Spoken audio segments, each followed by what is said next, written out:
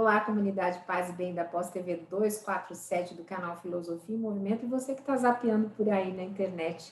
Eu sou Carla Pavão, esse é o Mulheres e Mitos, com a Fernanda Carlos Borges, e nós estamos dando continuidade, né, ao livro Maleus Maleficaram, né, o Martelo das Feiticeiras. Eu achei um filme da Netflix que fala sobre a perseguição às mulheres com a justificativa da bruxa, né? Se chama Silenciadas. Vi mesmo ontem à noite. Mostra bem isso que eu venho falando, assim, como que eles suspeitavam delas e assim que suspeitassem não tinha mais muita chance. E ali são 6 meninas, se não me engano, jovenzinhas, que são denunciadas como bruxas e caem toda a trama ali, né, dos inquisidores. Então, de repente, vale a pena vocês verem, porque eu acho que, na medida que vocês forem entendendo melhor o que eram esses fundamentos deles, dá para entender, inclusive, melhor esses filmes, porque dá para entender qual é a trama ali que eles vão armando, qual é a armadilha que eles vão armando para as mulheres, né? E hoje eu cheguei finalmente na questão 11, que é quando eles falam das parteiras, né? Porque já falei para vocês, você sabe que as parteiras foram entre as mulheres, aquelas que foram mais assassinadas, né? Ia dizer perseguidas, mas assassinadas mesmo, né? Então, aqui, essa questão 11, ele fala assim, que as bruxas parteiras matam de várias maneiras o concepto ao nascer, ou se não, fazem a oferenda de recém-nascido aos demônios. Então, já falei para vocês que nessa época também estava nascendo essa medicina, que depois vira medicina moderna, só homens podiam frequentar, então também tem uma disputa aí pelo domínio da saúde pública, né?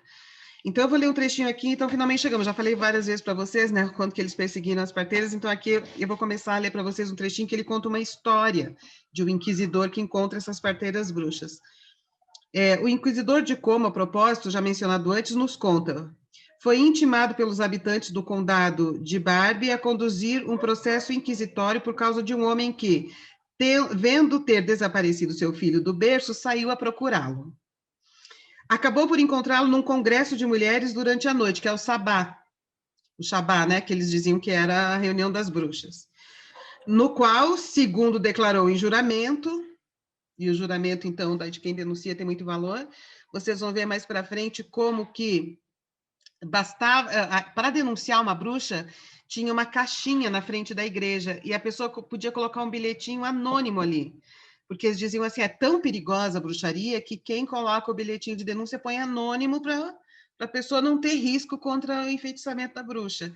Então, qualquer intriga de vizinhança, qualquer problema, alguém podia lá se vingar e fazer uma denúncia, e essa denúncia era muito difícil, depois de uma denúncia, eles não concluírem que, de fato, a mulher era bruxa, né?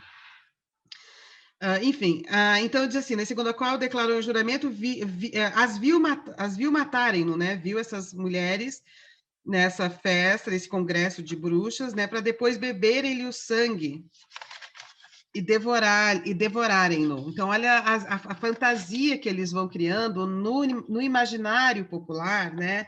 Ou no imaginário da igreja, sobre essa maleficência terrível das bruxas, né? Que é mais ou menos o que a gente vê acontecer no Brasil. E, de repente, a gente se surpreende porque tem pessoas que acreditam que houve uma mamadeira de piroca indicada pelo ministério, pelo governo, né? Ou que havia educação sexual era ensinar a fazer suruba, ou que os gays querem dominar o mundo, né? Ou que o Haddad tinha uma lei para eu nem lembro direito, mas era uma coisa assim, para dizer que liberar relações incestuosas entre pais e filhos, né? Então, e as pessoas, então assim, isso vai criando uma fantasia do terror, né? E no caso aqui, então, as bruxas que roubam os nenéns, dançam com eles na noite e matam o bebê e tomam o seu sangue, né? Conta-nos ainda que num só ano, 41 bruxas foram queimadas. Então, olha só o que ele faz, ele conta essa história horrorosa e diz, olha, elas eram tão terríveis que num só ano, 41 bruxas foram queimadas, ou seja, eles mataram 41 mulheres neste lugar, neste condado aqui, acusadas de bruxaria. e que outras debandaram em revoada para as terras do senhor arquiduque da Áustria, Sigismundo. Então, você vê, né? Então, ele conta uma fantasia horrorosa para depois justificar a matança dessas 41 mulheres em um só ano, né? Essa história é confirmada por João Nieder em seu Formicários, cuja lembrança, como é dos demais eventos de que nos fala, ainda se acha fresca na memória dos homens, pelos que tais fatos só podem ser verídicos. Então, ele diz, ó, se o fulano de tal está dizendo que isso aconteceu mesmo, então só pode ser verídico, que é o argumento da autoridade que você estava reparando no outro dia. Tudo, claro, como eles não têm como provar essas coisas materialmente, eles têm que se basear no argumento de autoridade, né? Alguém disse, esse alguém é inquestionável, portanto, viram mesmo essas mulheres dançando com o bebê e matando esse bebê e tomando o sangue deles, né? E que eram parteiras, porque aqui ele estava dizendo que então eram parteiras, que essas mulheres eram parteiras, porque ele está aqui argumentando contra as parteiras, né? Cumpre aditar que as bruxas parteiras são as que maiores males nos trazem, quer dizer, as parteiras são as piores de todas as bruxas, pelo que nos contam outras bruxas penitentes. Então, o que acontece? Eles pegaram, quer dizer, outras bruxas que a Inquisição pegou, outras mulheres, colocou sob a situação de tortura para elas confessarem, e essa... Mais para frente eu fico até constrangida, mas eu vou ler para vocês como que era a indicação dessa tortura, né, de confissão das bruxas. Até, é muito terrível, fico até constrangida, mas estamos vendo o livro, vou mostrar. Então, essas bruxas penitentes confessaram que, de fato, as parteiras são as piores. Então, ele põe entre aspas, não há quem mais malefícios causem a fé católica do que as parteiras. Pois quando não matam as crianças para atenderem a outros propósitos, tiram-nas do recinto em que se encontram, elevam-nas nos braços e oferecem-nas aos demônios. Então, esse é o poder da parteira, pegar um recém-nascido e oferecer aos demônios, antes do batismo. Mas o método de que se... Bom, aí aqui ele fala que na segunda parte desse livro ele vai explicar direitinho esse método, né, esse método mágico de oferecer os bebês aos demônios, né? As parteiras fazerem isso. Então é isso, é só mais um exemplo de... Então vocês imaginem quantas mulheres parteiras foram mortas e a vulnerabilidade em que ficaram as parturientes sem parteiras nas suas vilas. Até porque a medicina nascente, os homens não tocavam no corpo das mulheres, muito menos nessa situação, né, que para eles era de muita exposição e de intimidade com o corpo da mulher, que é a situação de parto. Então, vocês imaginem a quantidade de mulheres mortas em parto, porque não tinha parteiras para fazer os seus partos, e os homens não tocavam nos corpos delas, porque a medicina masculina sequer entendia que parto, né, que nascer um filho era algo importante que devesse ser estudado com maior cuidado, né? A medicina masculina demorou para entender que gestação e parto era algo importante ao que era importante dedicar estudos e cuidados, né? Quando a gente, até hoje, né, essa questão do parto em casa, né, ela causa bastante polêmica, né? Eu vi recentemente um filme que está até indicado ao Oscar, que chama Pieces of a Woman, na Netflix, a produção é do Scorsese, onde discute justamente essa situação de uma mãe que tenta ter o parto em casa e a criança nasce e tem uma morte súbita, mas quem é acusada é a facilitadora do parto que vai ao tribunal, né? Então, não vou contar o final do filme, mas até hoje a gente traz isso, né? Porque é sempre essa parte que acaba, morreu, não, foi culpa, foi negligência, foi imperícia, enfim, tem N formas de acusar. Então, quem puder depois dar uma olhada neste Repete o filme nome do também. filme, repete o nome do filme. Pieces of a Woman. Só tem em inglês, não tem em português o título. Não sei por que eles não traduziram.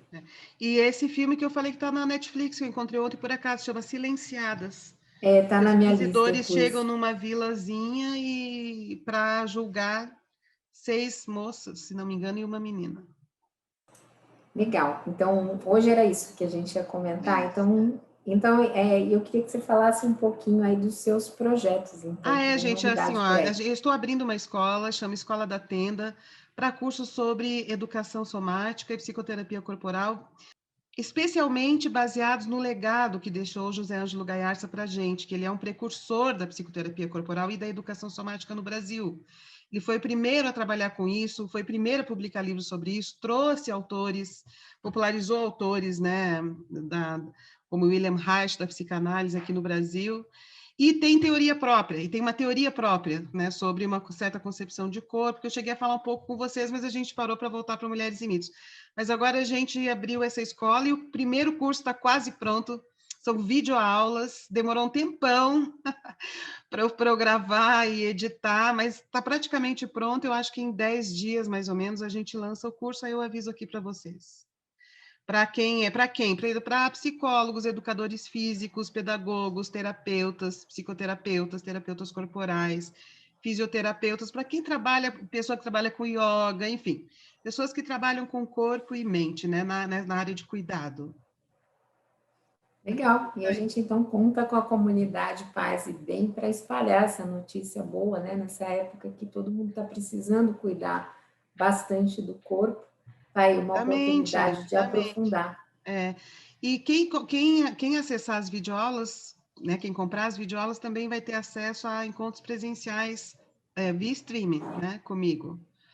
Legal. E quem tiver curioso, passa lá no Filosofia em Movimento, se inscreve e dá mais uma olhada na produção do canal. E fora isso, tem o livro, né? O Legado de Gaiassi, que a Fernanda, além de organizar, escreveu, né? 2 Isso capítulos, é foi isso? lançado ano passado, tem o livro A Filosofia do Jeito, que também é com base no Gaiarsa, que eu estudei, foi a minha tese, né, tentando entender esse legado dentro de uma corporeidade brasileira. Então, olha, não falta estudo, gente.